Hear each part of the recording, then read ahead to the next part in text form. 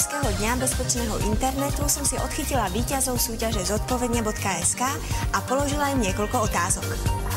Ahojte, bolo ťažké vymyslieť nápad, ktorý ste zrealizovali? Ani nie, lebo pani učiteľka, keď nám to povedala, tak prvý to vedel on, pretože ja som práve vtedy chýbal a cez víkend mi to povedal, tak sme sa hneď do toho dali a vzniklo to.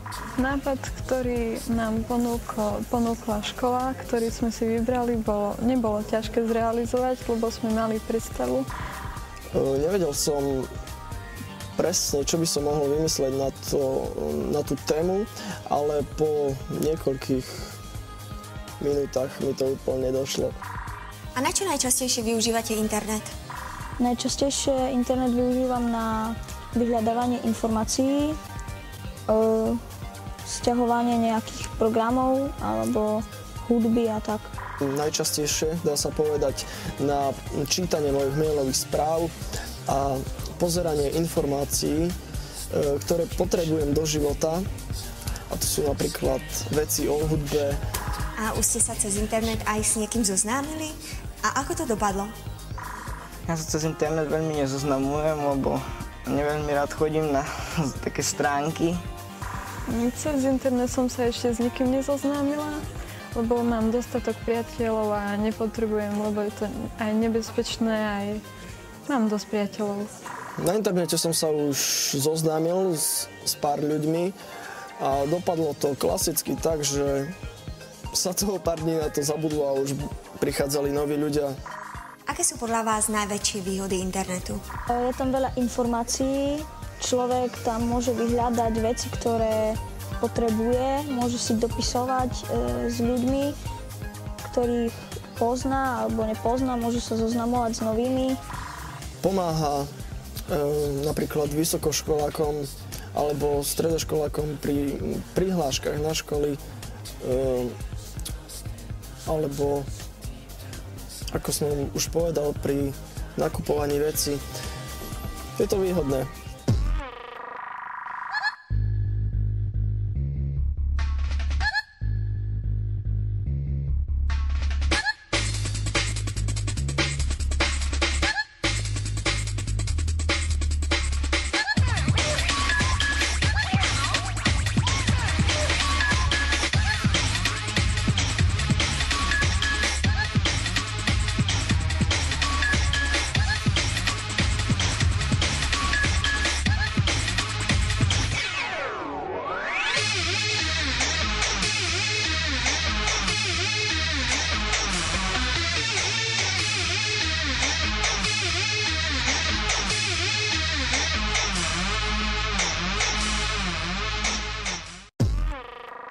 Viete, že systém Wiki vznikol v roku 1995 a bol pomenovaný podľa autobusovej kyvadlovej dopravy na letisku v Honolulu?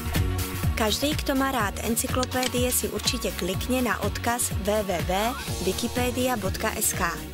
Na základe kľúčového slova sa v databáze vyhľadá príslušný článok, ktorý vo väčšine prípadov obsahuje aj ďalšie odkazy a linky na stránky s podobnou tématikou. V súčasnosti sa na tejto stránke nachádza viac ako 2 milióny rozpracovaných článkov v anglickom jazyku. Okrem anglickej verzie existuje už viac ako 250 ďalších jazykových mutácií, medzi ktorými nechýba ani slovenská. Prispievateľom sa môže stať každý, kto sa na to cíti, a to aj bez predchádzajúcej registrácie. Pre milovníkov vedecko-technických filmov, seriálov či poviedok je určená internetová stránka www.sci-fi.sk. Nájdete na nej najnovšie recenzie filmov a kníh, diskusie, ale aj pôvodné slovenské poviedky. Za 10 rokov existencie tohto portálu si tu môžete prečítať stovky fantastických príbehov od úplných začiatočníkov až po pravidelných prispievateľov. Stačí kliknúť na odkaz poviedky a vybrať si. Autorom sa môžete stať aj vy sami, ak sa na stránke zaregistrujete.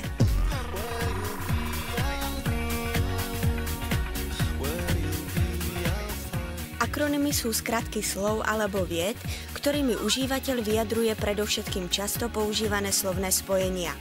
Ich používaním sa komunikácia cez internet alebo mobil zjednodušuje a urýchľuje.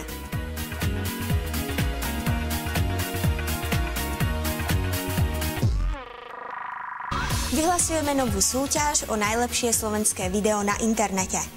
Pošlite nám link na svoje video, my ho zaradíme na našu stránku kuky.sk a najlepšie videá odvysielame aj v našej relácii.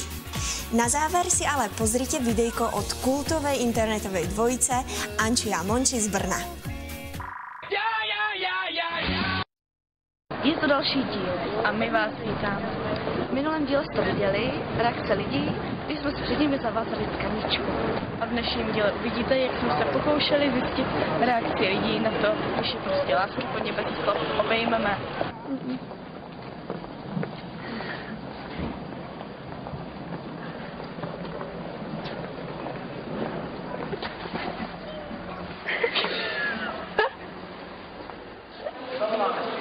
Vůbec normální parchanti.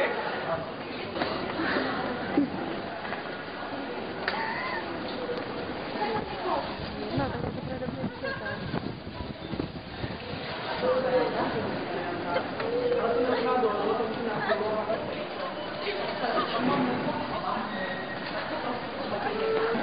To byla ještě větší sranda, co?